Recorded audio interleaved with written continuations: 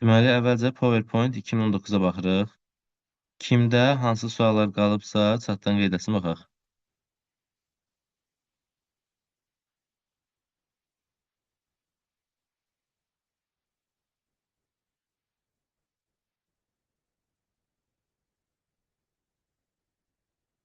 Mövzuları yəqin ki, təkrarlayırsınız və ya da video qeydlərə baxırsınız dərsdən əvvəl. Çünki sizin imtahanlardan sonra bizim cəmi 2 həftə kimi bir vaxtımız qalacaq, o azlıq eləyə bilər. Bəli, müəllim. Əla, super. Əslində 3 dənə sualı səhv yazmışdım. Sadəcə kitabdan tapdım onları. Ona görə buradan sualım yoxdur. Ha, super. Yəni, kitabdan baxmaq da, yəni özünüzü günahkar hesab eləməyin. Oradan baxıb da səhvini düzəltmək sizə çox şey qatır. Demək, nədir birinci sual? Əvvəlcə birdən başlayaq. Bir yazılmışdı. Təqdimat proqramında slaydı hansı rejimdə çap etmək olmaz? Slaydı çap etmək olmaz slide show rejimində. Bu da nəyə görə belədir? Gəldik bura, bax, slide show rejimə keçirəm. Bax, belə görsənir.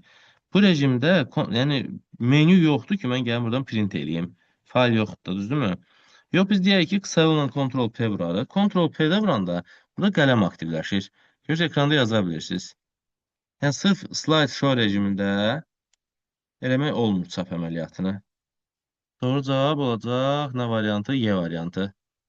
Bir də ki, belə bir sual da verirlər ki, elə bunu görmüşkən deyim.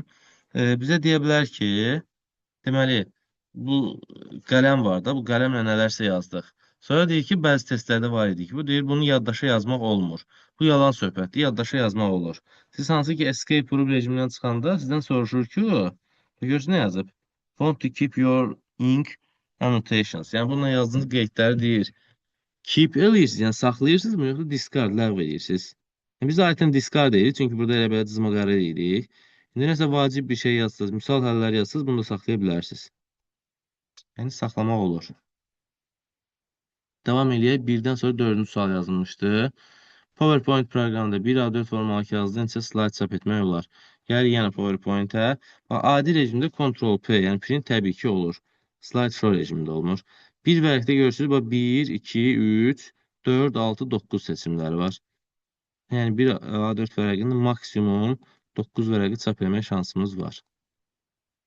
4-dən sonra baxırıq 5-ci və 6-cı suala. Slayda səs və video obyektləri yerləşdirmək üçün hansı lent tabı lent qrupundan istifadə olunur? Səs və video qoymaq üçün də əlavə eləmək insert deməkdir, düzdürmü? Insertə gəlirik. Insertin media lent qrupunda var video və audio. Yəni, səs və video sırf əlavə olunur bu hissədən. Insert media. Bir də bu söhbətdə var idi. Əgər siz slaydın özünü videoya çevirmək istəyirsiniz, artıq buradan istifadə eləmirsiniz. Bunun üçün gəlirsiniz bu hissəyə, export deyirsiniz və exportda deyirsiniz ki, create a video. Aydın oldu, slaydı video çevirmək üçün faylın exportundan istifadə edirsiniz. Amma slaydı video əlavə etmək insertin media hissəsindəndir. Bizim də cavabımız olacaq insert media, bu da D-dədir. Export fayl hissəsindən girdiniz, yoxsa hardan girdiniz müəllim? Bir də o Bəli. hissəni... Fayl, bunun içərisində export dedik. Export. Və bunun da içərisində create a video və bu hissədən. Ha, okey. Təşəkkürlər. Buyurun. Baxır 6-cı suala. Elektron təqdimat proqramında slayd obyektlərinə. Baxın, demişdik slide deyəndə bunun cavabı aytən transition olur. Slide obyekti deyəndə bunun cavabı aytən animation olur. İndi görək sualda bizə nə deyir? Slide obyektlərinə animasiya vermək üçün hansı lent tabı əmrindən istifadə olunur? Slide obyektlərinə animasiya vermək. Gedək görək, hardan animasiya verilir slide obyektinə? Bu olsun bir slide obyektimiz. Biz də bunlara animasiya vermək üçün gəlir animations lent qrupuna və buradan da animation adlı bir qrup var. Yəni animation və animation içərisindən animasiya verə bildik. Yəni C variantı. Amma slaydın özü desə Transitions. Transition, amma slayd Bəli. obyekti isə animation. Slaydın özünə animasiya vermək yenə də transitionda, yoxsa necə? Slayda keçid effekti verə bilirik. Slayda bu verilir transition hissəsindən. Slayda, yəni budur da, slayda verilən keçid effekti budur. Bütün səhifəni əhatə edir. Amma slayd obyekti deyəndə bunun üzərində olan hər hansı şəkilə, mətn qutusuna, düstura və s. verilə bilər. O da animation da olur. Aydın oldu. Transition to this slide belə bir lent qrupudur. Düz lent qrupun adını soruşmurlar burada heç vaxt. Ümumi tabı soruşurlar. Amma yenə də bilmənizin də qorxusu yoxdur. Bir də gördüyün incəliyə getdilər. 6-dan sonra baxırıq 8-ə. Nə deyir sualda bizə? Elektron təqdimat proqramı yenə slide obyektinə sözünü işlədib gördüyünüz kimi. Slide obyekti sözünü işlətdiyinə görə verilmiş Anladım. animasiyanı ləğv üçün hansı əmrdən istifadə olunur? Yəni bizim slaydımızda, slayd obyektimizdə bir dənə animasiya var. Tutaq ki, belə bir animasiya olsun. Və biz bu animasiyanı buradan ləğv eləmək istəyirik. Yəni bizim sadəcə burada gəlib bunun sağ düyməni vurub, yəni delete eləmək kimi bir şansımız olmur. Əvəzinə gəlir buradan Animation Pane adlı bir hissə var. Bura. Və sağ tərəfdə açılan menyudan bu hissədən buranı seçib ya delete vura bilərsiniz, ya da ki remove vura bilərsiniz. Aydın üzərində sağ düymə, yəni seçib sadəcə delete vursaz da gedər. Ya da sağ düymə vurub remove. Yəni nə oldu? Animation Silent qrupunda Animation Pane əmrindən istifadə edirik. Var mı bir cavab? Var. D variantı. Aydın oldu düşünürəm. 10-cu sual. Slaydları gizlətmək üçün hansı lent tabından istifadə olunur? Gizlətmək üçün istifadə olunur slideshow tabından. Yəni ola bilər bizim çoxlu slaydlarımız var. Biz hansısa slaydı nümayiş zamanı gizlətmək istəyirik. O zaman gəlir slaydın üzərinə bir dənə hide slide düyməsini vururuq.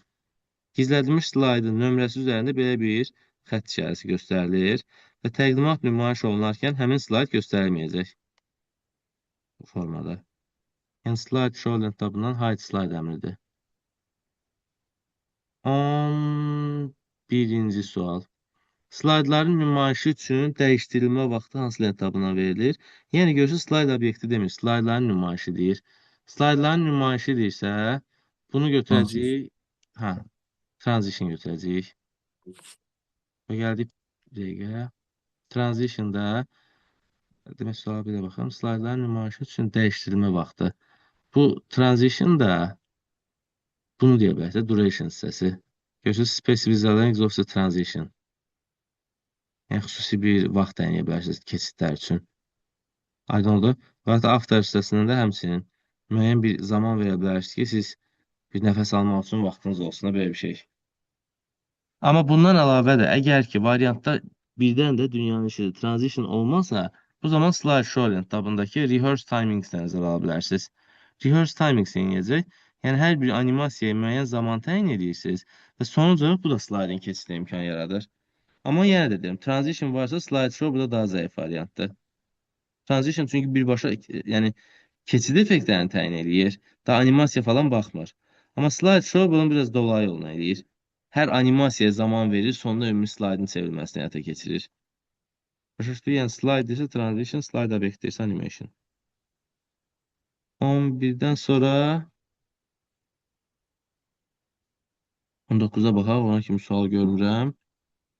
19. Hansı lent tabında müəyyən vaxta görə slaydın nümayişi zamanı obyektin hərəkət effektinə gecikmə vermək olar? Yəni görürsünüz, söhbət nədir? Slaydın nümayişi zamanı obyektin hərəkət effektinə, yəni slayd obyektinin hərəkət effektinə gecikmə vermək olar. Bunu istəyir də bizdən. Slayd obyektinə də gecikmə vermək üçün burada bir dənə delay əmri var. Bura gəlirik. Üzərini saxlayanda izahını da yazır ki, plays animation after a certain number of seconds. Düzdür, bir şey düşmədi. Mən isə gecikmə ilə bağlı bir şey yazmaq istəyir. Aydın oldu? Yəni bu gecikmə də Delay elə bir ləngitmə olmalıydı da, ləngiyir, yavaşlayır, elə bir şey idi. Hə, bəli, animasiya, yəni nə deyir? Number of seconds. Müəyyən müddətdə slaytlar arasında deyir, müəyyən bir saniyə gecikmə verir. Ki, yəni avtomatik o birisi slayda keçib çatdırmalıyıq axı, yəni bir nəfəs almalıyıq ki, növbəti slayd danışa bilək də. Belə bir gecikmə effektini bizim üçün təyin ediblər. Bu 19 idi. Varmı PowerPoint mövzusunda sualınız? Başqa 18-ə baxa bilərik, zəhmət olmasa. hansı təqdimat proqramının interfeysinə aid deyil? Bax, PowerPoint-ə biz girib neyinirik? Slayd hazırlayırıq. Yəni, məsəl üçün, qoyuruq ki, bir dənə kəpənək gəlir bu tərəfdən o tərəfə uçur. Və yaxud da qoya bilərik ki, bir dənə təbiətdir, ot bitir, nə bilim, bir dənə lövhədə nəsə uşaq dərs yazır və s. Yəni, PowerPoint-ə kim girib mürəkkəb bir düstur yazar? Yazmaz da heç kim onu, düzdürmü? Yəni, PowerPoint-ə buna görə formula bar deyə bir Formula.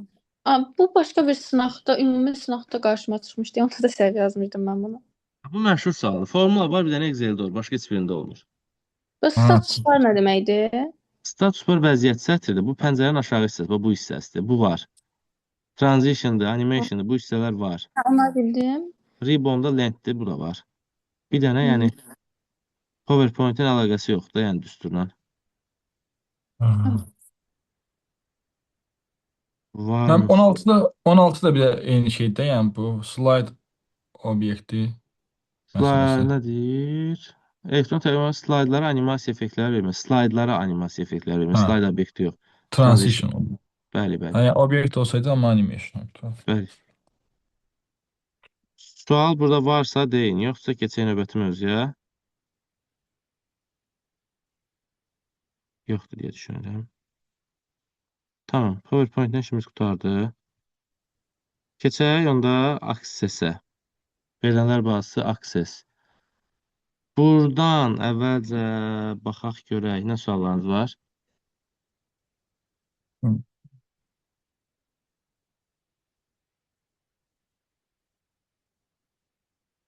Bir dənə sualları yazın hamını, sonra bir baxaq. Çünki bir irəli bir geri qaçınmaq üçün deyirəm ki, bütün suallar olsun, sırayla gedək.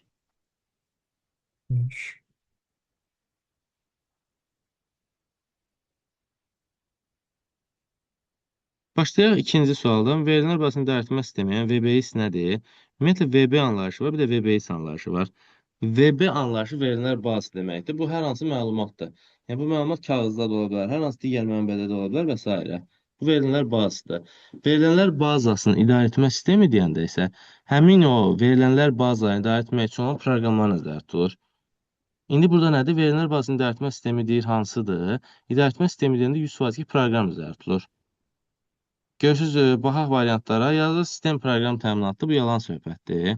Yəni, Access və s. bunlar hamısı tətbiqidir, bu sistem deyil. Bu variantı buradan sildik. Deməli, bu variant, bir dəqiqə qələm özünə gəlsin, yazmır. Tamam, oldu bir dənə.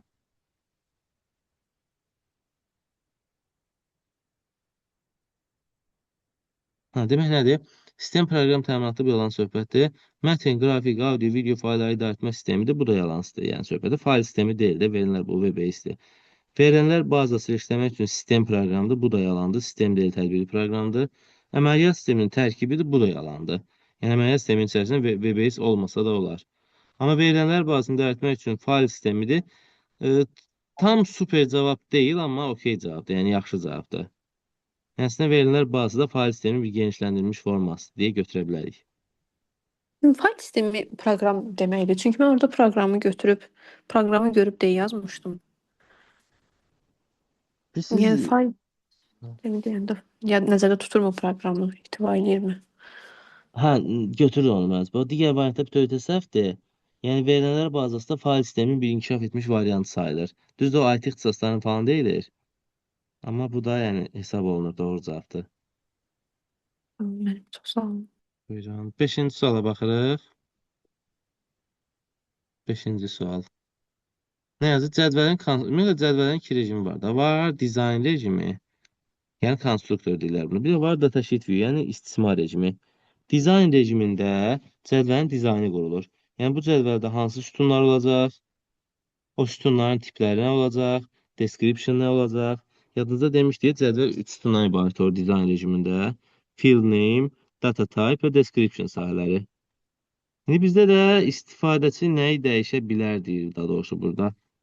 İstifadəçi şəkillərin ölçüsünü dəyişə bilərmi? Bilərmi? Bilməz əslində. Yəni standart şəkil qoyuruq. Yazının daxil edilməsini. Burada isə cədvəlin strukturunu dəyişə bilərik. Çünki bu konstruktor rejimidir də. Cədvəlin strukturu. Çünki biz gəlirik orada ad, soyad yazdım. Mən ki, hər hansı bir sütunu silə bilərəm cədvəldən ki, bu olmasın. Aydın oldu? Yəni, ola bilər hansı bir sütun artırmaq istəyirəm, ya nəsə silmək istəyirəm. Konstruktor, yəni dizayn rejimi sırf bu kimi işlər üçündür. Əsas mən dəyişə biləcəyi şeylər onda cədvəldə, düzdür? Yəni, cədvəl var, düzdürmü? Cədvəl var. Hə. Ta ki, ad, soyad, ata adı, nömrə və s. var. Ta ki, biz oraya yeni bir sütun artırmaq istəyirik. Yəni, struktur dəyişdiririk. Bunu demək üçün yəni istifadə olunur konstruktor Evet. rejimindən. Datasheet view rejimi sadəcə cədvələ məlumat yığırıq. Amma dizayn rejimində struktur dəyişdiririk. Mən 3 dənədən biri hansı idi? Field name idi, data type idi. Biri Bir də hansı idi? description. Field name, data type, bir də description. Aydındır? Aydındır mənim, çox sağ olun. Davam eləyək. Bu 5 idi. 5-dən sonra baxırıq. Bir saniyə chat bağladım. 5-dən sonra 7-yə baxırıq. Yeni boş verilənlər bazası hazırlamaq üçün nədən istifadə edir? Burada elə işarələrə baxsa, bu işarədir. Ya aksesi də açaq. Aksesi açdınız. Aksesi açan fikir verir, ilk olaraq qarşınıza çıxan nədir? Blank database budur. Digərləri nədir? Digərləri heç zaten soruşulan bir şeylər də deyil. Heç fikir verir, menyuda da bunu bizə vermir. Yəni blank database budur. Biz digərlərin işarələri gördüyünüz kimi burada. Halbuki köhnə versiyalardan götürüb heç dəyişməyiblər. Bunların işarəsini 100% tapıb qoyublar orada. Hansısa bir oxşar işarələri görürsünüz. Desktop, biznes accountdan, belə bir işarələr var. Bunlardan qoyub böyük ehtimal ki. Yəni siz bu blank database'i bilin. Çünki adətən blank database yaradırlar və sonradan hər şeyi gəlib bunun əsasına formalaşdırırlar. Normalda düz şablonlar qoysa ondan çox istifadə olunmur. 5 olacaq. Davam eləyək. 8-ci suala baxırıq. Nə deyir? Formalar hansı obyektlər? Ümumiyyətlə, aksesdə istənilən hər bir şey cədvəllər və sorğular əsasında yaradılır. Yəni, cədvəl ən baza obyektdir. Hər şey cədvəllər əsasında yaradılır. Və plus da sorğular. Siz cədvələ müəyyən sorğu ilə müraciət edirsiniz. Bunun əsasında digər şeylər, hesabatlar, nə bilim, formalar və s. hazırlama şansınız olur. Table və query B variantı. Lent tabları düşür bu deyim salıb onda lent tablarını. Düşməyib indiyə kimi, amma ehtimal var. Dövlət qulluğuna falan salıblar, amma magistra yox. Ən çox da soruşanda relationship-in yerini soruşurlar. O da ki, dediyim kimi magistrda rast gəlməmişəm. Mənim İnşallah Access-dən sınaqdakı əsas sual obyektini səhv eləmirəmsə soruşurdu ya da elementini. Bir sualını gördüm, bir də nəsə cədvəllə səhv eləmirəmsə əlaqəli bir sual var idi. Ha, dimin sınağında, ha? Bəli, ayın 18-i idi səhv eləmirəmsə, bazar günü olan sınaqdan. Neyniyə bilmişsin, çələ yığdız? Mən əslində yəni özümə görə yaxşı yığmışam. 62 yığdım balım.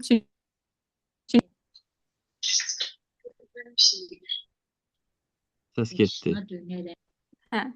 Səsim indi sizə yaxşı gəlir. Mən Bəli, biraz bəli, bəli. səslə bağlı problem yaşadım. Hə, buyurun, işləm. Hə, onu deyirdim axı. Yəni 5 sual saydım ki, Word-dən var idi, 5 sual Excel-dən var idi. O qədər Amma olmaz ki, axı. yəni mən görmədim də neçə sualı informatikadan düz yazdım, neçə sual məntiqdən. Ona icazə yox idi baxmağa. Və onun şəxsi kabinet falan yoxdur göndərsinlər sizə. Yəni əslində şəxsi kabinetimi yəni mütəmadi olaraq kontrol eləmişəm, amma ki, yəni bir şey görmədim orada. Bilən varsa, yəni yerini desin, gedin baxın, baxmaq istəyirəm mən də ki, nəyi səhv yazmışam, neçə hansı fənlərdən neçə suala cavab vermişəm. Sizdə buraxılış vərəqəsi falan yox idi ki, oradan onun üstə qeyd olunur adətən. Onları aldılar bizdən müəllim. Ha, onlarda qalır. Bəli.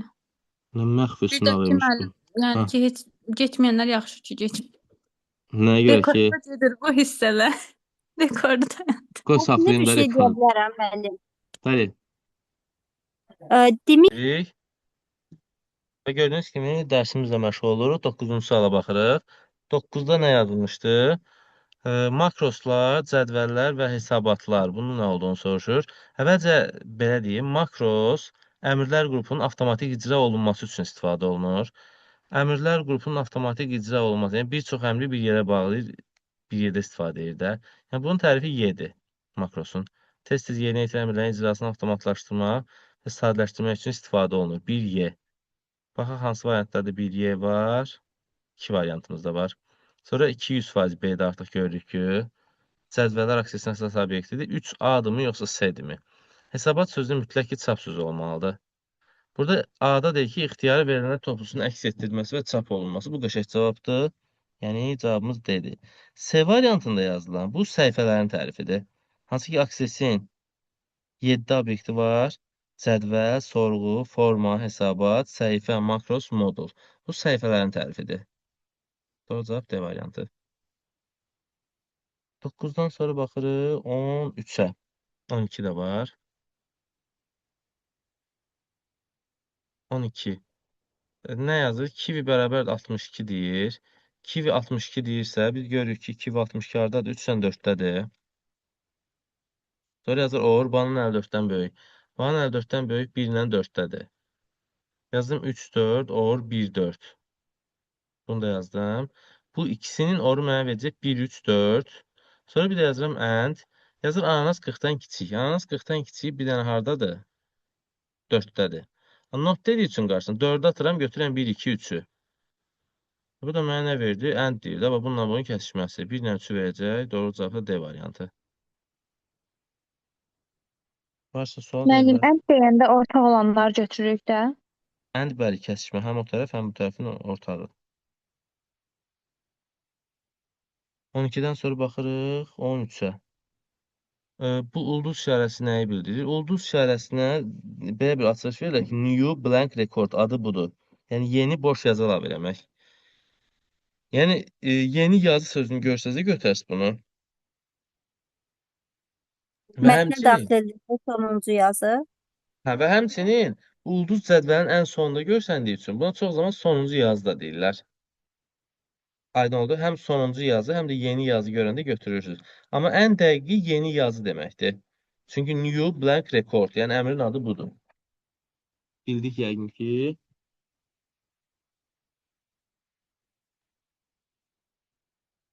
Davam eləyək növbəti 14-cü sualına. Relyasiya, deməli, modelli sistemlərin standart dili kimi nə istifadə olunur? Bu da SQL dilindən istifadə olunur. Çünki relyasiya Access-dir, Oracle-dır, nə bilim, PostgreSQL və s. hamısı da, yəni bunların hamısı əvvəl-axır gəlir SQL ilə işləyir. Y variantı, bu da nəzəri bir sualdır.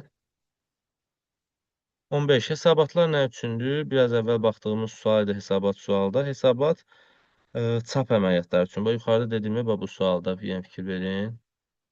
Dedi ki, hesabat nədir? Dedi ki, hesabat sözünün çap sözü mütləq olmalıdır. İxtiyarı verilən toplusun əks etdirilməsi və çap olması üçün. Gəlin bu suala çap sözünü axtarıram. Demək, çap sözü emal olmuş baza verilənlərin çapı üçün. Bu variant da var. Bu cavabdır da, yəni emal olmuş baza verilənlərin çapı üçün. Aydın olma baza verilən saxlanması bu cədvəldir.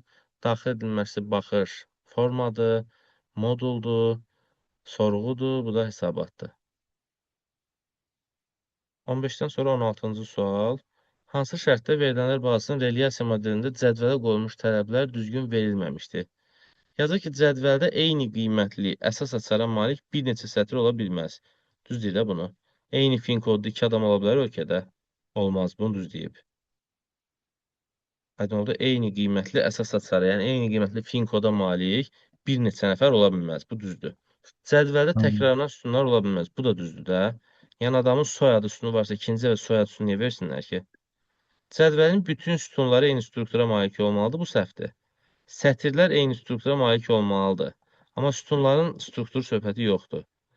Sətirlərin ardıcılı istənilən qayda ola bilər. Bu da düzdür. Niyə C səhv oldu? Bunu biraz başa düşək. Siz cədvəl yaradırsınız da. Tutaq ki, açacaqsınız bir müəssisə. Həm bir kargo şirkəti açırsınız. Siz bu kargo şirkəti açanda siz nə bilirsiniz ki, sabah kim gəlib hansı sifariş verəcək? Siz şablon bir cədvəlinizi qurursunuz.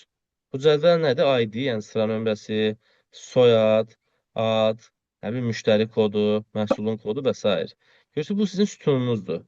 Sütunun hansısa sətirdən asılacağı yoxdur. Görürsünüz, bütün sütunlar eyni struktura malik olmalı söhbəti yoxdur.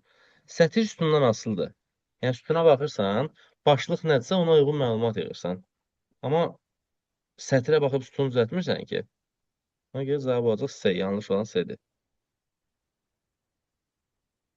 Davam edək 16-dan sonra 17 ilə. Access yaman qorxulu mövzu gəlib deyəsən. 25 ilə 30 arasında olanların siyahısını çıxartmaq üçün biz nə etməliyik? Biz burada götürməliyik 25-dən böyük, and 30-dan kiçikləri. Yəni Y variantı. İndi deyəcəksiniz ki, niyə and? Çünki orada isə dünyada nə var, nə yox, kim var, kim yox, hamısını götürərdik. Çünki o Bəs keçən dəfə birləşməli. biz oru götürməmişdik. Sınaqda deyəsən. Hansı sual idi? Çəkib açsaz deyərəm. Bilmirəm ki, amma hansı sınaqdaydı, baxıb deyərəm sizə. Əgər sırf belə bir şərtsə or götürə bilmərik. Çünki onda da belə bir izah verdiniz, amma onda oru mu götürdük, mənə elə gəlir oru götürdük. Əgər sırf müəyyən yaş aralığıdırsa and götürməliyik. Başa düşdünüz söhbəti? 25-dən böyüklər və 30-dan kiçiklərin kəsişməsi 25 ilə 30 arasında olanları verir də bizə. Amma or desəydi dünyada kim var, kim yox, hamısı çıxardı. Yəni sonuc olaraq hamının yaşı ya 25-dən böyükdür, ya 30-dan kiçikdir də. Or birləşmədir. Ənddə isə konkret olur. Məsələn, 26 yaşdan bu şərti ödəyər. 25-dən də böyükdür, 30-dan da kiçikdir. Amma or qoysaydı 90 yaşdan bu şərti ödəyirdi. 25-dən böyükdür. Birləşmə olduğu üçün götürərdik. 17-dən sonra.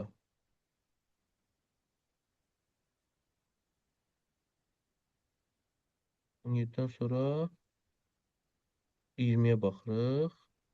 19. Dizayn rejimində nədir? Yaradılan cədvəlin 3-cü sütunun adı nədir? Mən dərsləri yükləyirəm YouTube-a. Bir dənə dərs yükləmirəm. Sadəcə link qrupda var deyə hər dəfə təzədən link atmıram ki, onsuz da yuxarıda bəlkə bir ay əvvəldən atmışam. Yardım daxil olub baxa bilərsiniz. Dizayn rejimində yaradılan cədvəlin 3-cü sütunun adı nədir? Demişdik, dizayn rejimi var, bir də datasheet view, yəni layihə istismar. Layihə rejimində field name, data type, description 3 dənə sütun var. Axırıncısında da description'dır, təsvir. Həmin sahəni izah edir. Aydın düyüm deyirəm ki, 20-ci Neydi? sual. Bəli, İkincisi nə idi? 3 rejim saydınız.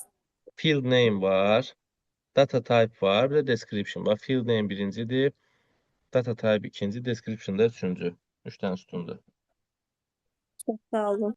Bunu buyurun, qrupa şey atmışdım, həm slide atmışdım, həm onun içərisində var. Həm də ki, video izahına mütləq baxın. Aksesdə, yəni belə görürəm ki, sualları dənə-dənə gedir, çox adam zəifçiliyi var. Yəni testləri belə işləsəz, videoya, slayda baxsaz, gəlib yazacaqsınız. Düzdür, çox adam Mən aksesdən qorxur, amma yazılasıdır. təhlükəsizlik mövzusuna sınaq falan var, yoxsa yox? Təhlükəsizlikdən qrupa atmışdım, 60 suallıq. Hələ ki, odur.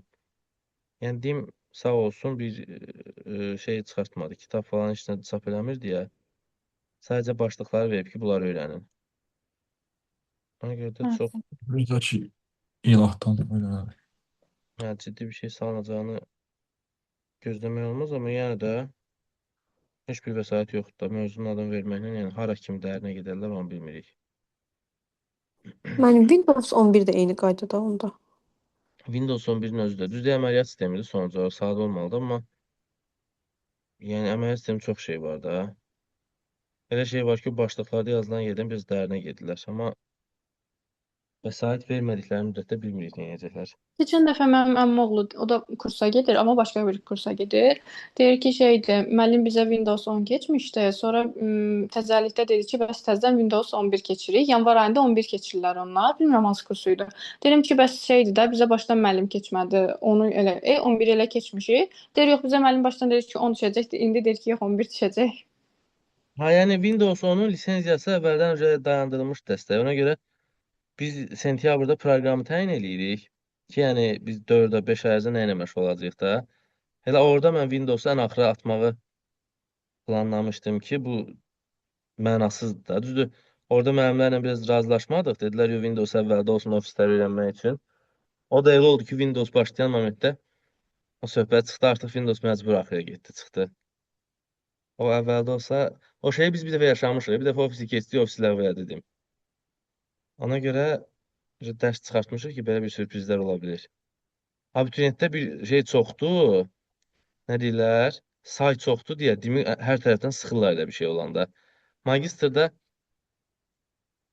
indi oxumuş ağıllı başda adamlar da əslində daha çox sıxmalı ikən sıxmırıq.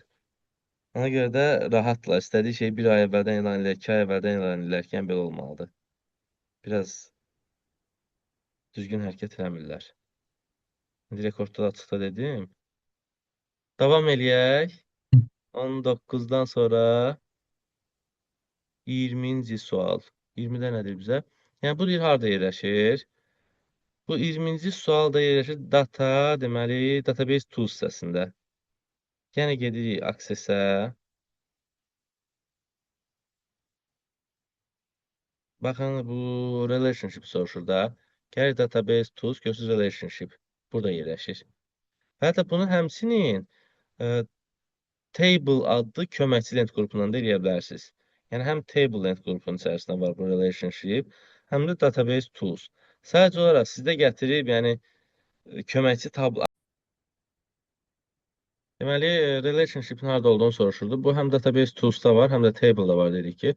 Sadəcə table köməkçi lent tabı olduğu üçün əsas tabları fikirləşir də. Ona görə də database tools götürəcəyik burada. Olacaq A variantı. 20 oldu A. 20-dən sonra nə bir dənə chat sıfırlandı, çıxıb qaydanda. Nə suallar var, yazın baxaq.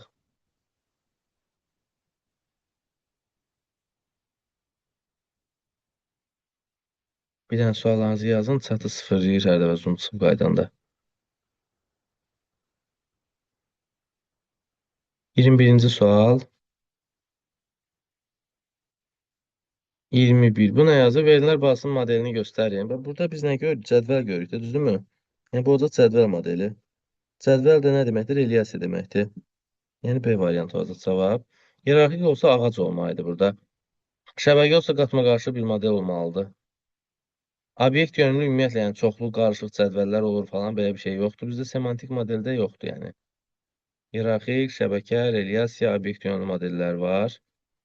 Bizdə post-relyasiyanın çox ölçülü var idi. Sadəcə bizdə əsas bu 4-ü soruşulur. Bu da cədvəl olduğu üçün relyasiyadır. 27-ci sual. 27-də bizə nə deyir? Süzgəcin tiplərini seçin. Bu bir nəzəri sualdır. Gəl, Dimin kitabından bunu sizə göstərim yerini.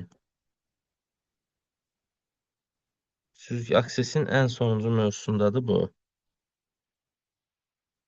Neyinirsiniz? Bu mövzunu yaxşı-yaxşı oxuyursunuz. Bax, aksesdə süzgəci tapaq. Bu hissələrdədir. Süzgəclərin növləri haqqında danışır burada. Demək, nə deyir? Deyir, akses proqramında süzgəclər sahənin qiymətinə görə var. Yəni, sadə süzgəc, seçilmişə görə süzgəc fərqləndirilir, genişləndirilmiş və həmçinin formaya görə. Belə bir kateqoriyası var imiş. Və bu hansı variantdır? Demək, formaya görə var 2, sonra seçilmişə görə var 6, sahənin qiymətinə görə genişləndirilmiş belə bir variant olur. 28. Multimedia vasitələri hansı obyekt sayəsində yadda saxlanılır? Multimedia saxlamaq üçün OLED-dən istifadə edirlər. Modul proqramlaşmadır, səhifə, internet səhifəsini qoşmaq üçündür bura. Sorğu, baziya müəyyən şərtlərinə müraciət etmək üçündür. Formada sadəcə bu imkan verir ki, biz məlumatları saxlayaq da, yəni yazı tipli məlumatları. 29. Hansı aksesdə verilənlərin tipi deyil? Aksesdə ədəd saxlaya bilərik, number olar. Currency var, pul vahidi saxlaya bilərik. Avtonumber sayğac tipidir, yəni yazıları daxil etsən, artıra getsin, olar. Düzdür, sırf text deyilmir, short text, long text deyilir, amma yəni text saxlaya bilərik. Amma adres deyə bir tip yoxdur.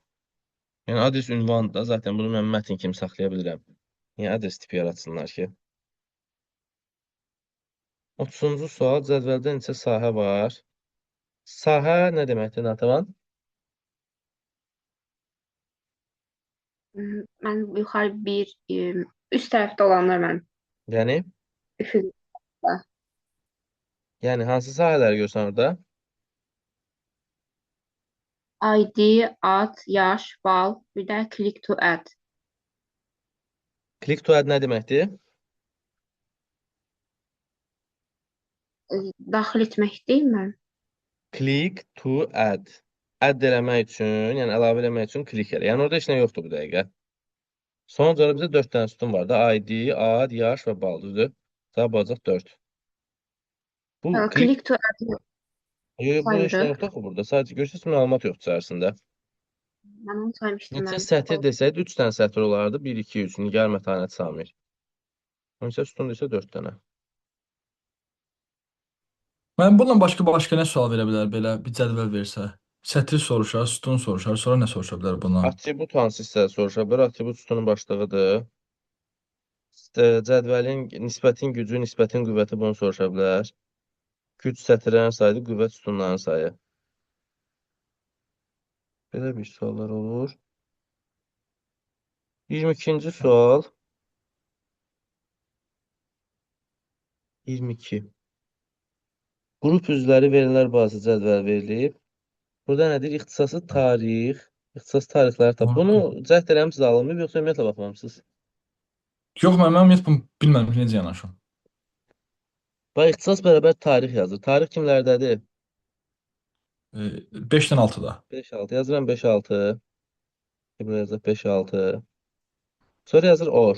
Kursu 2-dən böyük bərabər. 2-dən böyük bərabər 2-dir, 4-dür, 5-dir, 6-dır, 7-dir. 2, 4, 5, 6, 7. Və bunların oru mənə verəcək 2, 4, 5, 6, 7. Yazacağım 2, 4, 5, 6, 7. Bu qalsın burada. Sonra bir dənə də and yazıram. Or çoxluqların birləşməsidir. Ona görə də həm buradakı, həm bunun birləşməsini götürdü. Sonra gəlib ikinci mötərizəni bütöv həll eləyək. Soyadı like H ulduz. Yəni soyadı H hərfinin, H hərfindən başlayanlar. Görürəm ki 1-dir, 1, 3, 5, 7. 7. 1, 3, 5, 7. Sonra bir də yazır ki, and kursu 3 olanlar. Bir dəqiqə, özündən getdi. Kursu 3 olanlar kimdir? Baxaq görək. 4, 4, 5, 5, 7. 7. Və bunların kəsişməsini götürdüyü üçün 5-dən 7-dən götürəcək də. 5. Kəsişmə, and kəsişmədir. Yəni bu mötərizənin də içərisindən aldım 5-dən 7. Sonra bu iki cədvəlin kəsişməsinə baxanda bu da 5-dən 7 verir mənə. Başlamışdım. Bizə nə deyirdi? Demək əsas hansı yazılı? 5-dən 7. Bəli. Çox sağ olun mənim. Buyurun. Akseslə bağlı başqa sual qalmadı. O zaman keçək sınaqlara. Bəli. Sınaqların hamısını işləmişsizmi?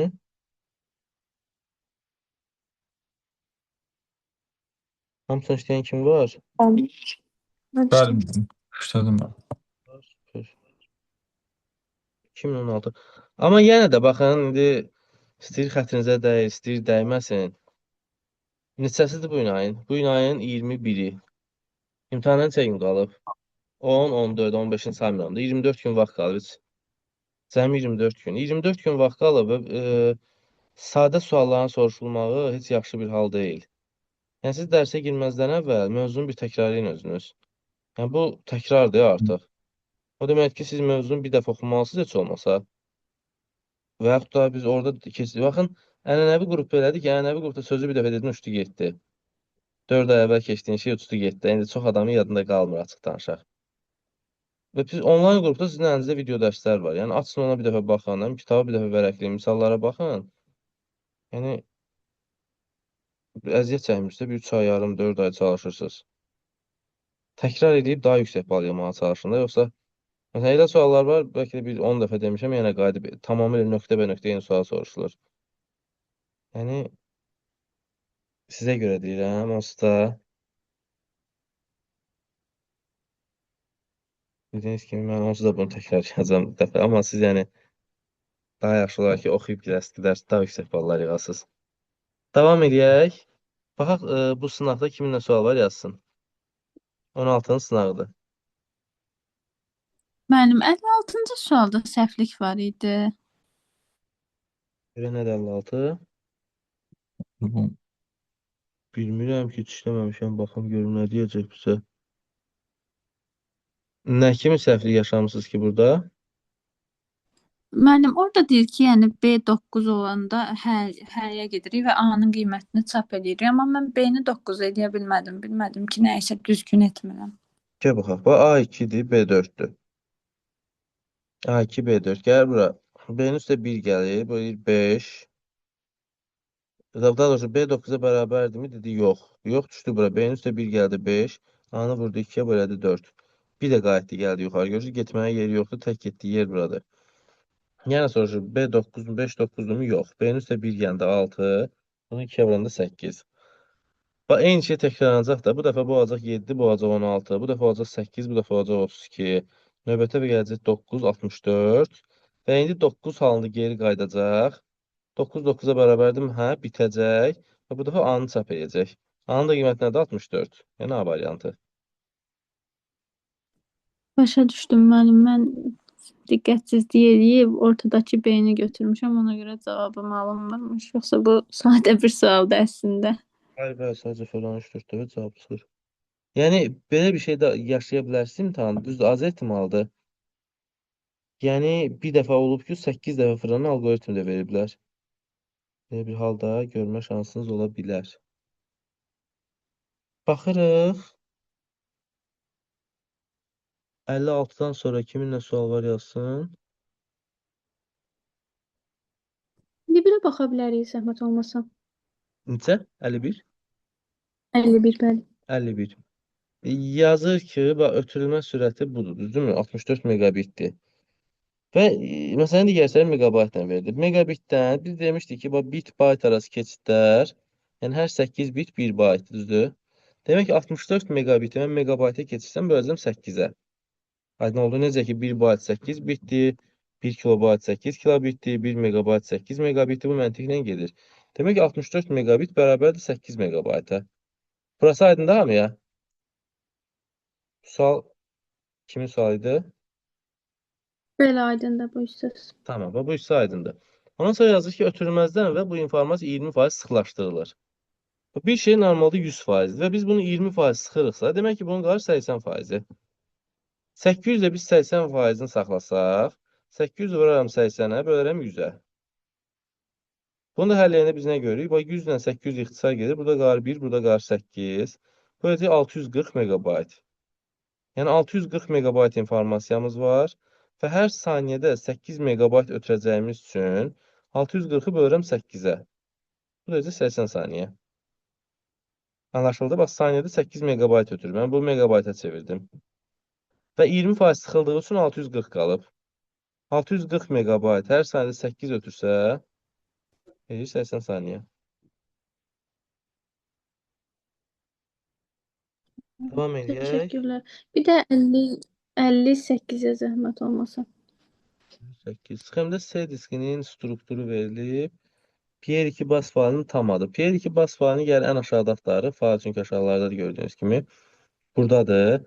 Bunun tam adı deyirsə, bax, buradır da. Bax, buradan başlayırsınız belə. Belə, bax, görürsünüz C diski, Imano, Pro, P2 bas. Haradadır bu variant? Bax, burada görürsünüz C, Imano, Pro, P2 bas, Y variantı. Dəqiq aydındır. Davam ediyor. Bəli, təşəkkür. Buyurun. 58-dən sonra 59 var deyəsən. Mümkün fayl adlarını seçin. Yəni faylların adlandırılmasına qadağan olan simvollar var idi ki, bax, bu simvollardır. 2 nöqtədir, yəni. Sonra qoşa dırnaqdır, böyük, kiçikdir, ulduz və sual simvolları var. Yəni bunlar qadağandır faylların adlandırmasında. Yəni 1 qadağandır çünki sual var, 4 qadağandır, ulduz var və burada həmçinin 6 qadağandır, böyük, kiçik işarəsi var. Mümkündə Hə. 2 3 5 qaldı. Mən biraz nida çaşdırmışdı müəllim. Ona görə qaldım ki, niyə belə oldu? Davam ediyor o zaman. 59-dan sonra 64-cü sualdan. Var 64-də kimi sual? Müəllim, bir 60-a baxaq da zəhmət olmasa. Paragraf hümdə deyildi ki, müəllim. Paragraf homedadır. Amma homedakı paragrafın şəkli yadınızdadır necə idi? Paragraf 2 yerdə var. Bir homeda var, bir də layout da var. Homedakı paragraf bu formadadır. Görürsünüz, üzərində çoxlamır var. Amma layoutdakı paragraf belədir. Görürsünüz? Eyni, yəni lent qrupudur. Amma bir dəfə daha məhdud sayda əmrlə burada veriblər. Hansı ki, layout quruluş deməkdir, səhifə düzəni, səhifə quruluşu. Yəni, səhifə quruluşu ilə bağlı əmrləri ön plana çıxardıb layoutda veriblər. Amma Home-da isə ümumi, yəni, əsas əmrləri burada, yəni qlavnaya da bu istifadəçinin işi üçün normalda lazım olan əmrlərdir. Bizdə variantda verilən paraqraf, layout-dakı paraqrafdır. C-dir. Ha, mən 60, başa düşdüm. buyurun, 61-ci suala baxırıq. 61-də nə deyir bizə? 4 dənə abzas var. 1, 2, 3 və 4. Bir dənə diqqətlə baxın, bu copy-paste sadəcə. Özü ikinci abzas seçilir və Ctrl-X basılır. Ctrl-X basılanda bu gəlir, bu 2 buradan yoxa çıxır. Amma Ctrl-X-də mən harasa bunu yapışdıra bilərəm. Sonra da ki, birinci abzasın əvvəlinə, yəni bura kursor gətirilir. Sonra nə edir? Əvvəlcə Ctrl-V basır, sonra da Enter basır. Yəni 2-ni gətdi atdı bura, Enter-də basır, bir tuşla aşağı. Sonra üçüncü abzas seçilir və Ctrl-C basılır, yəni bunu kopyaladı. Dördüncü abzasın sonuna, yəni bura kursor gətirilir. Enter basılır və Ctrl-V basılır. Yəni 3-ü gətdim, yapışdırdım bura. Dördüncü abzas seçilir və Delete basılır. Delete də 4-ün silinməsi deməkdir. Bundan sonra da strange olar. 2, 1, 3, 3 olar. Harada da variant D-dədir. Bildik? 61. Deyirəm, anlaşıldı. 61-dən sonra baxırıq 64-ə.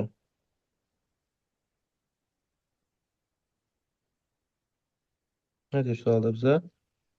Home fill down demək desək nə baş verir? Home fill down ən yuxarıdakı məlumat əsasında aşağıdakı xanalar doldurulur. Çünki bu down deməkdir. Ən yuxarıda nəsə olmalıdır ki, bu aşağıya doğru doldurulsun. O da variant haradadır? Bir dənə görüm, sualı nə deyir? Sual D yox. bu. Hansı verilənə doldurulur? Ən yuxarıdakı məlumatlar əsasında doldurulur. Deyir hansı, demək hansı xanaya əsasında doldurulur? Ən yuxarıda nəsə olmalıdır ki, həmin xanaya görə doldurulsun da. Baxın, Hə, harada başa yuxarı xanada daxilmiş verilənlər D variantı. 66. Kontekstual ribbon tabs tablarını seçin, yəni köməkçi tabları seçin. Bu da PowerPoint-i açıb baxmaq lazımdır və heç açıb baxmayın. PowerPoint-in dərsini yəqin ki, azdan çoxdan oxumusunuz. PowerPoint-də Bəli, home bəli. əsas tabdır, düzdürmü? Lazım olan bir Bəli. şeydir. Transition, biz hər dəfə deyirik ki, slaydlar animasiya Kesinlikle. transitiondadır, slayd obyektlər animationdadır. Demək, bu vacib bir şey ki, ortadadır da. Slide show da həmçinin slaydlara, yəni ilk slayddan başlasın, slaydı gizlət və s. kimi şeylər burada var. Yəni, bunlar əsas tabdır. Amma köməkçi tablar, yəni yerdə qalanlar olur. Layoutla format 2-4. Aydınlıq kontekstual ribbon tabs seçin 2-dən 4. Hə, başa düşdüm. Buyurun. 66-dan sonra. 68. Qrafikanın növləri və proqramları arasında seçin.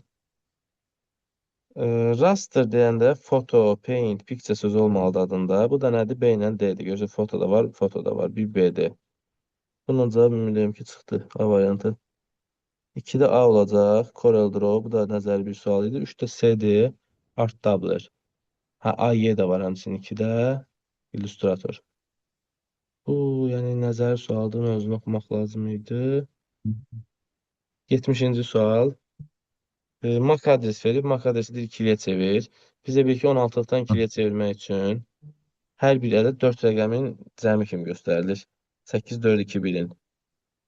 Bəli. Əvvəlcə gəlirəm 1-i göstərirəm. 1 nədir? 0, 0, 0, 1. Həmin şeylə başlayan variant haradadır? 2 variantda var. Gəl bir dənəsini yoxlayaq. 2 də necədir? 0, 0, 1, 0. Düzü ancaq 2 var da cəmdə. Həmin şərt ödəyən 2-dir. Yəni 2 ilə başlamalı cavabım. 2 ilə başlamalıdır, siz tapdıq cavabı. Aydın oldu. Yəni bir-bir hamısını yoxlayırsınız. Biz mən On- necə yanaşmışdım? Mən 12-ni mən 8 ilə 4-ün cəmi kimi 1, 1, 0, 0 elə götürmüşdüm. Yəni 12-ni mən bölmüşdüm şeylərə. Yox, 12 yox. Orada onda 4 dənə necə götürəcəksiniz? Yəni hər biri ayrı-ayrı simvol. 12 dənə simvol olur. Başa mən burada səhv yanaşmışam. Tam aydın indi. Tamam. Mən bir də izah edə bilərsiniz bu sual zəhmət olmasa. Mən hər dəfə qarşılıqlı salıram bunu. MAC adresdə 16-lıq say sistemini verib, siz 2-lik say sistemə gətirməlisiniz. 2-liyə gətirəndə burada 12 dənə simvol var. Məsələn, 1. Mən 2-likdən, daha doğrusu 16-lıqdan 2-liyə gələn nə etməliyəm? 4 rəqəmin cəmi kimi yadınızda 8, 4, 2, 1 söhbət var idi. Yazdım 0, 0, 0, 1 düzdür. Bu oldu bizdə ilk rəqəm. Düzdür? 0, 0, 0, 1. 2'ni yazanda 2 dənə cəmdə ancaq 2 var da burada. 0, 0, 1, 0. Görürsünüz 2 ilə başlayacaq cavabım. 0'ı yazsaz yazarsınız 4 dənə 0. 0'ın içərisində heç nə yoxdur axı. D də 13'dür. 13 yazılar belə. Yəni ikinci harda olmalıdır? 5'dədir görürsünüz. Yəni bir-bir hamısını çevirib yoxlaya bilərsiniz. Sadəcə məndə düz cavab alınır deyə çox getmək istəmirəm axıra kimi. Getsəz belə yəni doğru ancaq onsuz da. Düşdü. Davam edək. 71.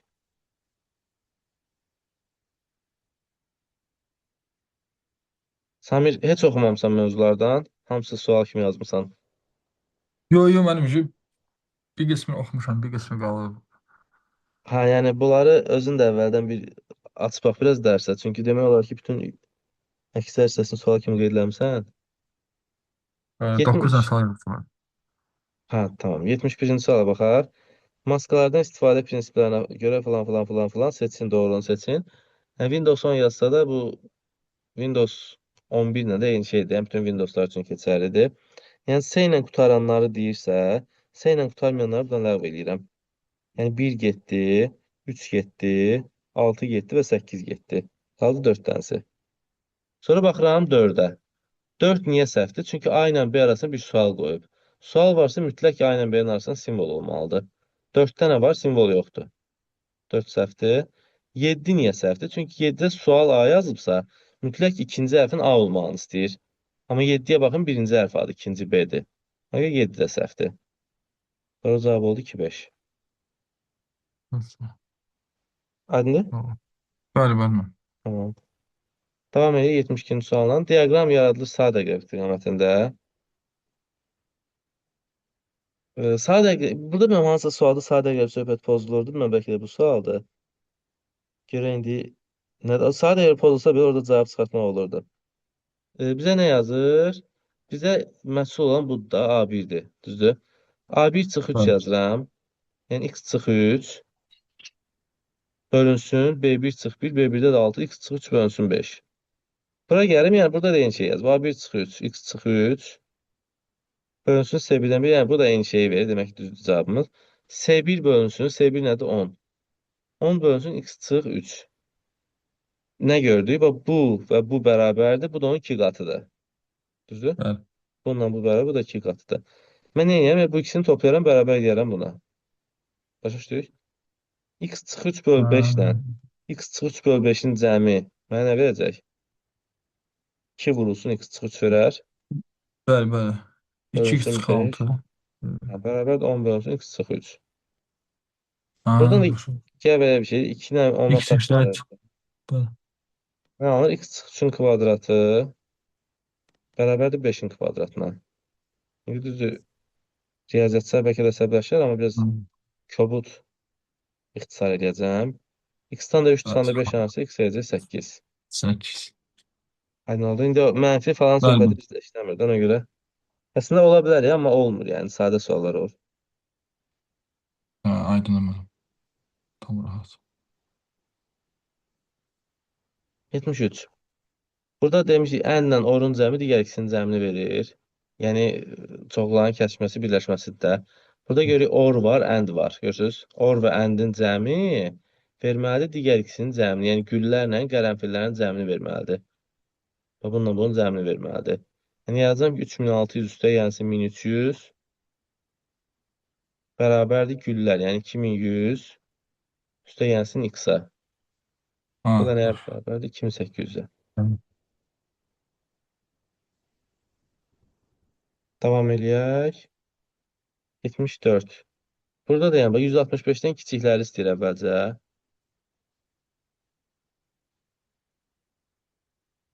Demək, 165-dən kiçikləri istəyir. 165-dən kiçiklər bizdə nədir? Bir dənə 6-dır, düzdür? Yazıram 6. Or, 175-dən böyüklər nədir? 2 və 4-dür. 6 or 2, 4, bu da 2, 4, 6.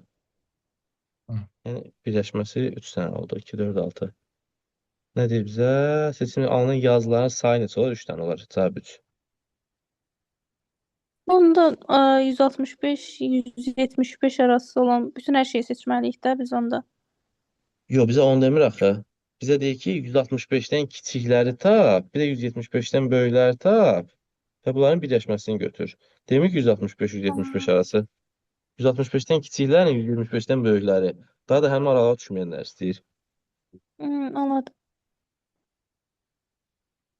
Başqa sual heç kimdə yoxdur deyə keçirik sınaq 18-ə. 17 yox idi, birbaşa 18-ə keçirik. Bir dənə qoy araya bir xətt at, amma bir suallarına qarışmasın. Hə.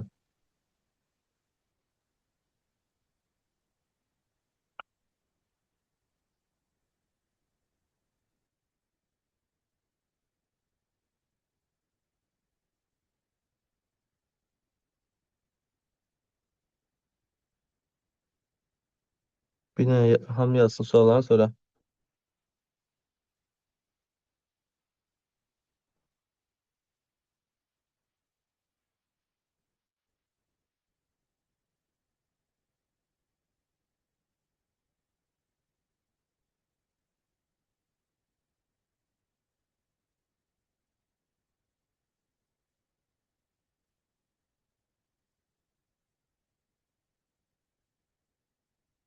Başda 53-cü sualdan, 53 çox adam da var desən.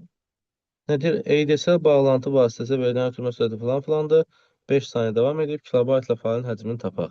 Bax, 1 saniyədə bunu ötürürsə, 1 saniyədə ötürüb bax bunu. Nə ötürüb? Bir ədədi oxumağa əziyyət çəkməyək. Bunu ötürüb və 5 saniyədə ötürmə davam edib. Və bizə deyir ki, failin həcmini kilobaytla tapın. Bu dəqiqə bitdəyəm də. Bu qədər bit ötürmüşəm 5 saniyədə. Bunu kilobayta keçəndə, bitdən kilobayta gələndə mən həm bayta, həm də kilobayta gəlməliyəm, düzdür? Bitdən kilobayta nə idi? 213-ə bölmək. Bu da 213 deyil. İxtisar eləsək, baxın 1024, bu da 1024. Burada qaldı 1000. 1000 ilə 8-i ixtisar eləsəm, burada qaldı 125. Buna buran dedik 625 kilobayt. Yəni D variantı. Var mı sual? Deyil müəllim, çox sağ ol. Buyurun. 54 əslində gözləyərdim. 54-ü heç kim yazmayıb. Onu keçək. Neçəyə? 64-də kim deyəsən sual görmürəm. 58 var. 58. Yazır ki, diaqram hansı hissəyə görə yaradılıb? Gəl bax, A1-dən C3-ə qədər ola bilərmi? Təbii ki, ola bilməz. Niyə ola bilməz? Çünki bu diaqram neçədən hissədir? Bax, 1, 2, 3. A1 C3-dən neçə xana var? 9 dənə xana var. Yəni, belə bir diapazon mümkün deyildi. A variantı getdi. Sonra gəlirik. A3 C3 olarmı? A3 C3. Əslində olar. Yəni, diaqram sadə əqrəb olduğu üçün 170 buradır, 500 buradır, 330 da buradır. Görürsünüz? Elə bir ki, hər faizə 10 düşür də. Bilcə eləmək istəyirəm. Gül. Bu cənnət aydındır. Bəli, aydındır müəllim. Hə, digər variantları da istəyirəm. Bax, A3 C3. Bir dəqiqə. A3 C3, daha doğrusu A3 C3-sü cavab. Mən bilmirəm. Budur cavab. A2 C2 olarmı? Olmaz. Çünki 30 420 mümkün deyil də. 17% 30 olsun, 50% 420 bu məntiqsizdir. A1 C1 olarmı? Olmaz. 450 125 məntiqsiz bir faizdir. C1 C3-də yenə olmaz. Çünki 37 bura, 390 bura düzgün gəlmədi. 58-dən sonra baxırıq 61-ci suala. Olsa, məsələn, digər ikisinin cəmi digərini verməlidir. Mən ondan tapmışdım. O da olar. Bilmirəm, ona qədər düzgün üsuldur. Olar, Prosta olar. orada 2 dənə variant olsa, bəlkə onda səhv ola bilər ki, 33-17 % məsələsi orada devrəyə girə bilər bəlkə. Zaten yəni o variantlardan birinə ya cəmlərindən getməlisiniz, ya da ki uyğunluğa baxmalısınız ki, hansına uyğun gəlir. Yəni onsuz da variantları elə verirlər ki, yaxın bir şeylər olmur da. Əsas sualın mahiyyətini başa düşmüşsə yaza bilirsiniz. İmtahanda yəni maksimum 2 dənə çətin sual verə bilər. 3 dənə maksimum. 3 dənə olmayıb indiyə kimi. Ən çox 2 dənə ağır sual olur. Normal çalışıb vuruşan 22-ni 23 yaza bilir. Davam edək. Növbəti sualla 61-ci sualla. Mətn prosesorunun hansı rejimində böyük xəttkeş görünmür? Və gəlirik mətn prosesoruna. Burada View Length tabına keçdik. Baxın, 5 dənə rejimimiz var. Print layoutda hər ikisi var. Baxın, bu xəttkeş də var, bu da var. Print layoutda hər iki xəttkeşimiz var.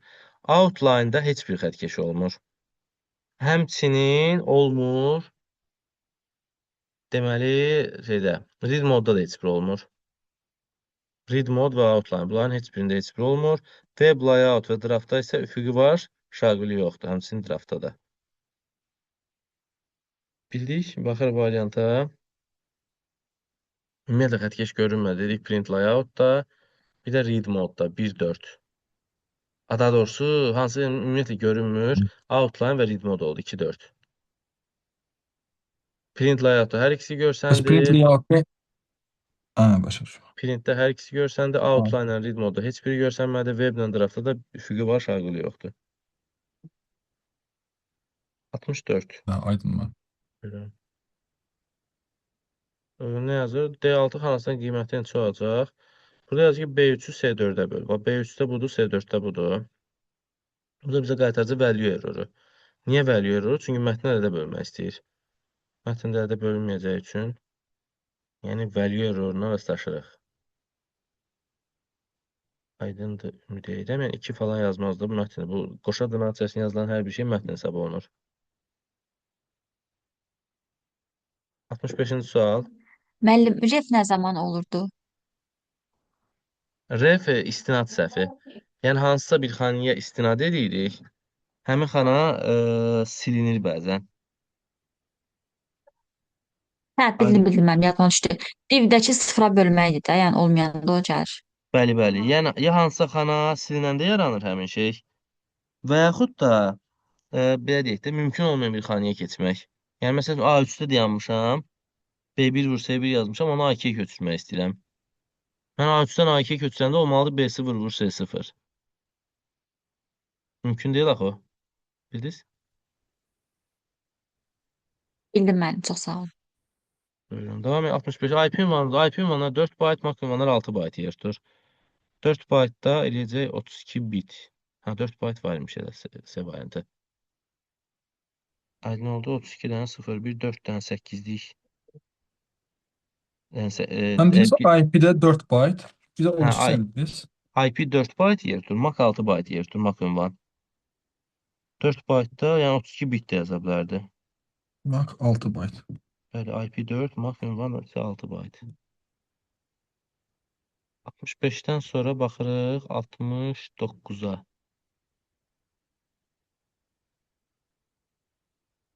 Sənəddə seçilmiş fraqmenti gizlətmək üçün nə etmək lazımdır? Bunun üçün də nə edirik? Seçilmiş fraqmentimiz tutaq ki, olsun bu hissə. Burada nəsə var da, tutaq ki. Hər hansı şəkil də ola bilər, mətn də ola bilər və s. Bunun üçün gəlirsiniz Home tabına. Home-un içərisində font var və bu hissədən Hidden seçimi var. Və burada gəlirsiniz, OK verdiyiniz anda gizləndi. Və indi görək ki, haradadır həmin cavab. Font hansı lent qrupundan deyildi? Font lent qrupundan istifadə edirik. Aydın oldu, font lent qrupunda Hidden əmri B variantı. 72-ci suala baxaq. Kiminsə sualını keçirsə xəbər eləyər. 72-ci sualda Nərmin, burada hansı hissədə əziyyət çəkdin? Ümumiyyətlə cavab tapa bilmədim. Baxaq. Şəbəkələr məndə çox zəifdir, ümumiyyətlə ona görə. 72 şəbəkə deyil axı. 65-i sarılamışsın, elə 65 soruşuruz. Hə, 72. 72-ni topladım, 155 tapdım. 155-i bölməyə çalışdım 2-yə, amma alınmırdı. Gəl baxaq. Bax, bunu gəl hamısını əvvəlcə onluğa çevirək, orada hesablayaq, sonra qaytaraq 2-liyə. Zaten bunun ikisi onluqda verilir, bir dənə bu ikilikdədir. Bunu da çevirsəm 0, 1, 2 eləyir, yəni 6 eləyir. 1 vur 2-nin kvadratı üstə gəlsin, 1 vur 2 üstə eləyir. Bu da 0 vur nəsə, onsuz da 0 eləyir də. Bu da 6. Yəni 20, 25 edir 45, bu da 6, 51. 51 aldıq. 51 də biz təzədən onluqdan 2-liyə qaytarıq da. 51 də bir də, yəni 32-dir. 16-dır, 2-dir, 1-dir. Bunların cəmidir. Yəni mən görürəm 32 var, 16 var. Cəmimdə 8 və 4 yoxdur və 2 ilə 1 var. Yəni cavab nə olacaq? 11 0 0 11. Aydındır mənim, çox sağ olun. O ikini görməmişəm deyə tapa bilmirdim. Ha, Müəllim, bu mən orada 51-i, 51-i tapmaqda çətinlik çəkdim. Yox, bu sualda müəllim indi izah elədiyiniz 72-də. 51-i nəyə görə? Bu hansı hissədə çətin çəkdiniz? Baxın 110-u ikilikdən ikilik say sisteminə çevirməkdə çətinlik çəkdim. O hissəni bir də deyə bilərsiniz, zəhmət olmasa. 110-u 2-yə çevirəm, Yəni 110-u 10-luğa çevirirəm. Üstə yazdım 0, 1, 2, düzdür? Olacaq 1 vur 2-nin kvadratı, yəni 4, düzdür? Bəli, Üstə eşidirəm sizi. gəlsin, 1 vur 2 üstü 1. Bu da yəni 6. Bu da 0-ı nəyəsə vurandan onsuz da məna vermir. Bəli. 6, üstə gəlsin 20, üstə gəlsin 25. Yəni Hə, 26. elə müəllim, başa düşdüm. Mən sadəcə dediyim kimi qarışdırmışam. Davam Mən edək. 801 qaydasını unuduram hər dəfə. Daha doğrusu qavraya bilmirəm ümumiyyətlə. Hansı qaydanı? 8 4 2 1 deyə bir qayda var idi. Bax, 8 4 2 1 qaydası nədir? Bax, S-də, 16-lıqda. Yazır 8 4 2 1. S 12 demək deyil. Bəli. 12 nəyin cəmidir? 8-dən 4-ü. 8-dən 4-ün, o birisləri yazdım 0. Məsələn, 9 olsaydı, 9 nəyin cəmidir? 8-dən 1-in. O birisləri yazdıq 0. Forma. 5 olsaydı, 5 nəyin cəmidir? 4-dən 1-in. Bunlara yazdım 0. Hansı varsa, hansı qüvvət varsa ona 1 yazıram, olmayanlara 0 yazıram. Məsələn 7 olsa 4 2 1-i götürəcəkdik. Ha, 8-ə 0 yazardıq. Tamam. Davam edək Təşəkkür. 74-cü sualına. Buyurun. Neçə sətir var? Burada sətirlərin sayını tapan rəqəmlərə baxırıq da. Yəni 2-dən 6-ya kimi yazaram 6, çıxılsın 2, üstə gəlsin 1. Böyləcə 5 dənə sətir. 5 dənə sətir var. Sütunların sayını soruşsa hərfləri saymalıyam. S, D, Y. 3 dənə də sütun var. Xana sayını soruşsa sütunu sətrə vurmalıyım. Məndə 15 xana. Aydın oldu? Neçə sətir var? 5 dənə. Aydın oldu mu, Nərmin? Müəllim, mənə aydın olmuşdu düzdür. Prosta başım qarışdı indi. Ha, izahdan sonra. Mənim də başım qarışdı. Ha, müəllim. Tamam. Demək, bax, S2, Y6 diapazonunda neçə sətir var deyəndə. Bax, S-dən Y-yə neçə sütun var? S, D, Y. 3 dənə sütun yoxdur. Bəli, bəli. Sətir bu rəqəmlərlə təyin olunur. 6-dan 2 çıxır, üstə 1 gələcəm. 5 eləyirmi? Bəli. 5 dənə sətir. Cavabımız bu 5-dir, bu heç. Bir də xana soruşa bilər ki, xana da sütunla sətrin hasılı olur. 15 dənə xana. Bizdə sətri soruşsun, 5-də qalırıq. Mən görəsən məsələn Y-dən S-dən Y-yə falan Y hərfinə də elə sıralanmazlar. Çünki mən onları barmağımdan sayıram. İnşallah X hərfinə falan qədər Mən eləməzlər. xanaları çəkib elə baxıram. İrədəki hərfləri heç çox vermirlər. İlk 5-6 hərf verilir həmişə. Onda barmağım yetər, heç problem yox. Ha, yəni testin Xanalar variantı. seçilsə hesablamaq məncə olardı. Hə, mən gedir dəftərimə bir seçirəm. O da hərflərin sırası söhbəti var da, indi onu. Sadəcə yəni dediyim kimi Maksimum çox ətə qabağa qədər olur. getmirlər. Məndə yəni- 69. Necə? 69-da mən fondda tapa bilmədim yenə o gizlətmə yerini. Baxarıq. 75-ə bir dənə baxaq, sonra keçək ora. Aknet soruşur, bir də Ethernet soruşur. Ethernet bizə bu şindir. Yəni 2-yə gedir A. Aknet də işləyir, demək, ulduz əsasında. 1-ə S gedir, 2-yə də A gedir. Token link dedirsə, orada halqa işləyir. Okey deyirsən xalqa. Ha, Arknet ulduzdur. Arka ulduz, bəli. Ethernet şindir. Tamam. Token link dediyində halqadır. Link sözünü saxlaya bilərsiniz hətta. 69. 69. Nə deyir? Sən də, bu göstərdim ki, indi o sualı. Seçilmiş fraqmenti gizlətmək üçün eynidir. Burada nəsə fraqmentimiz var. Biz gəlib bu hissəni seçirik. Home-da fontun içərisində bu var. Hidden hissəsi. Mən bura gəlib hidden atributu versəm və OK verdiyim anda oradakı hər şey yoxa çıxır. O belə. Home, font və burada yazıb hidden. Hidden ləğv eləsəm, hidden-dən çıxır. Yəni seçsəm də aktiv.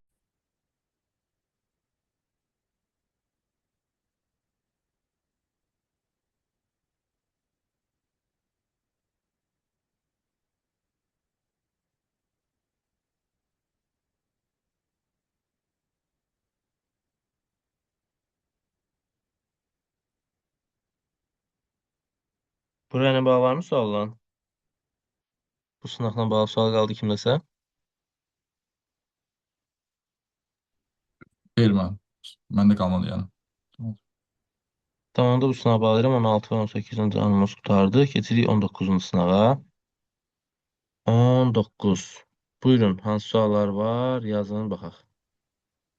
Mənim burada 64-cü sual hansı mövzunundur? Bu sınaqda düşmüşdü bu sual. Mən Dövlət sadəcə İdarə... təxmin elədim. Amma düz.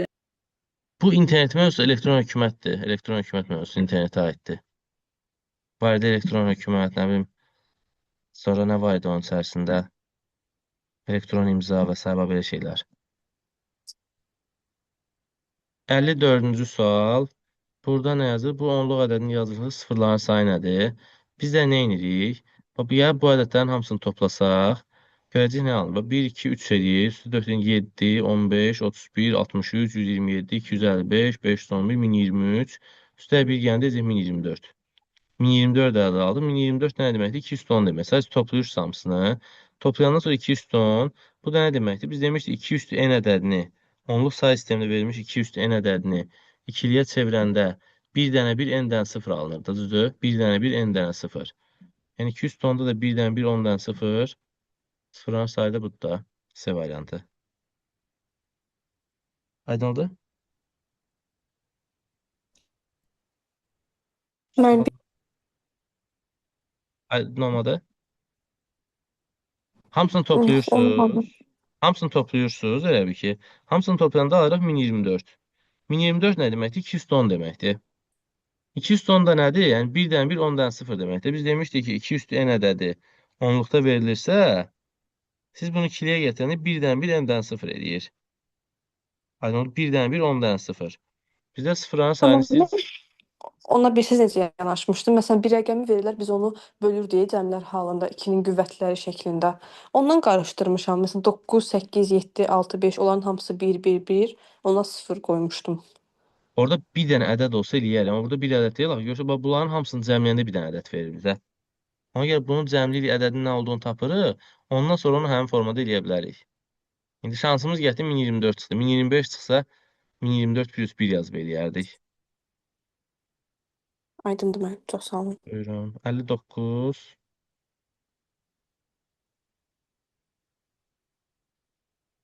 Nədir bu? Təqdimat proqramı barədə hansı fikir doğru deyil? Təqdimat proqramı barədə.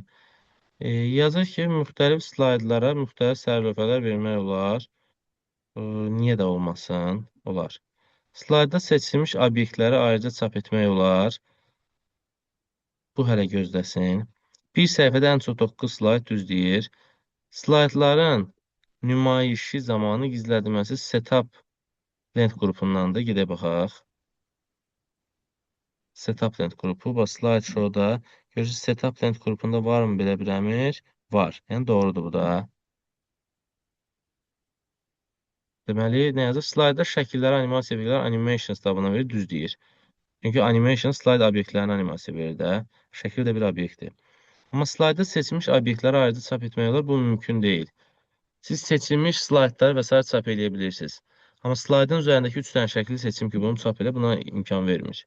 Doğru deyil bu cavab.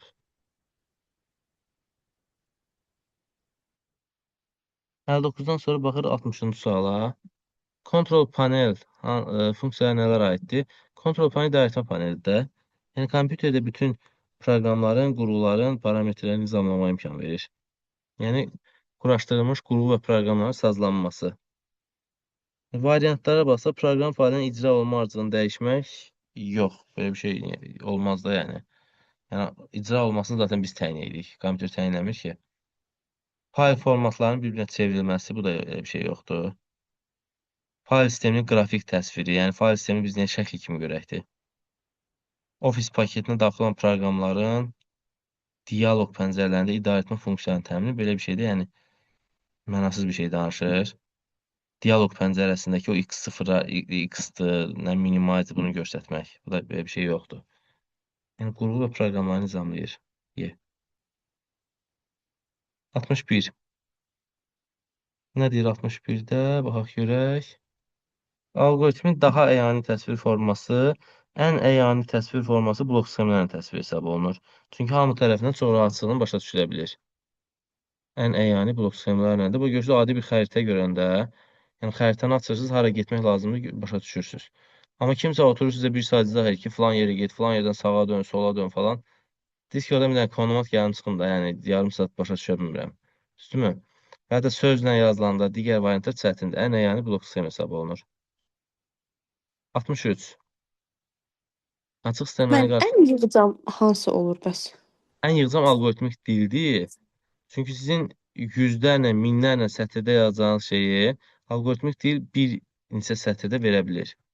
Yığcamdır. Ən əyani budur. Kütləviliyi təmin eləməyində sözlə təsvir üsuludur. Davam eləyək 63-lə.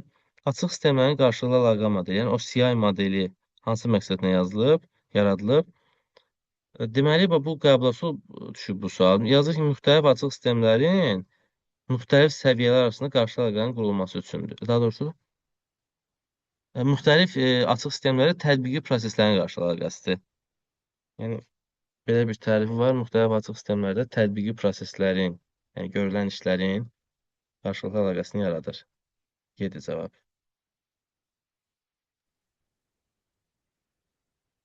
Davam edək 63-dən sonra. Burada yəni sırf nəzəri sual deyə bir şey kömək edə bilmirəm.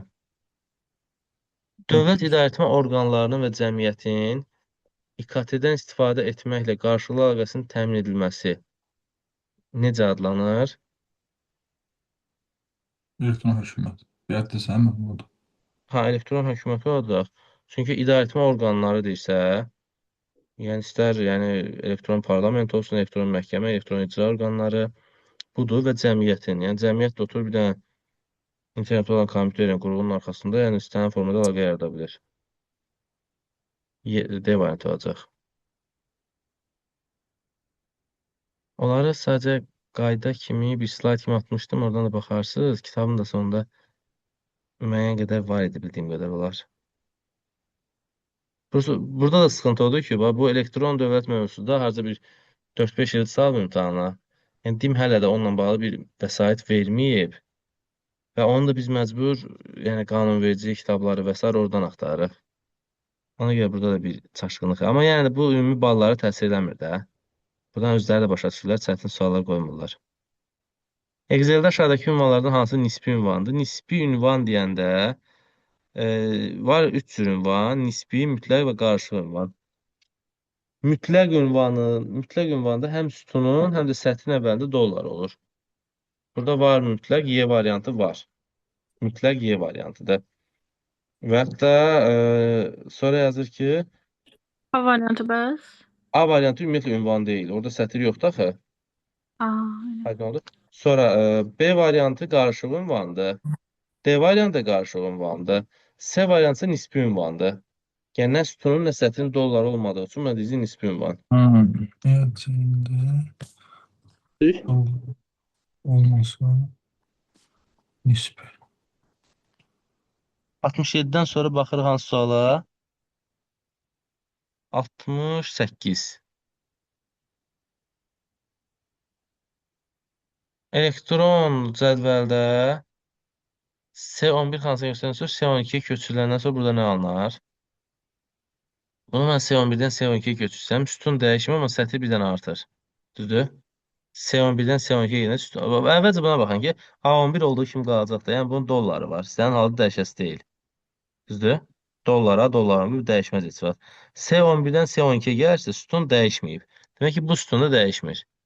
Amma sətir bir dənə artdığı üçün sətri bir dənə artırırsınız.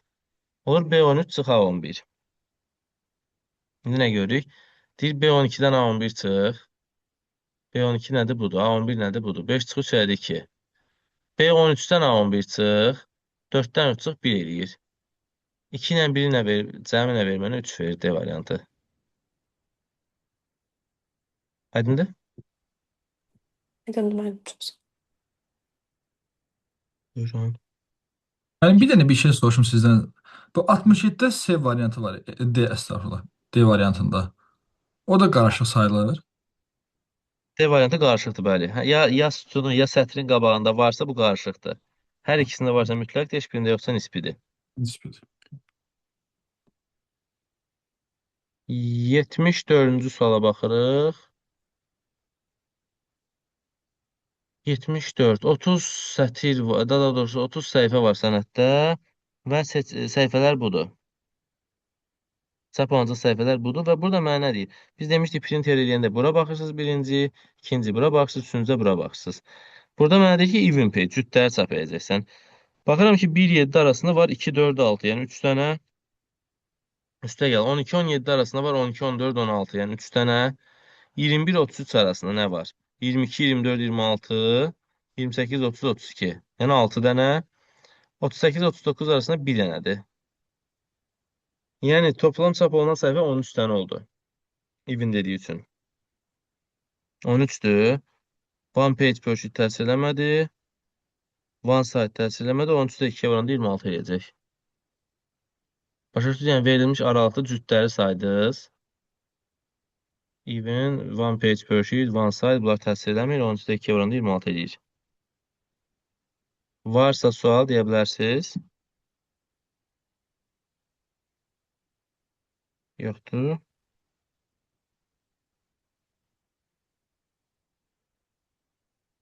Aa, 63, 64 bunlara da baxdı. Kiminsə sualı qaldısa deyə bilər burada. Çalışdım hamısını deyim. Ola bilər kiminsə sualını görməmiş olaram.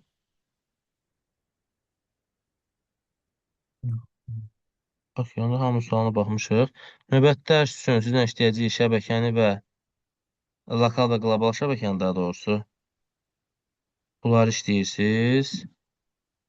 Və yenə də sınaqlar göndərəcəm. Sadəcə belə eləyək də, yəni evdə mövzunu maksimum dərəcədə oxuyun.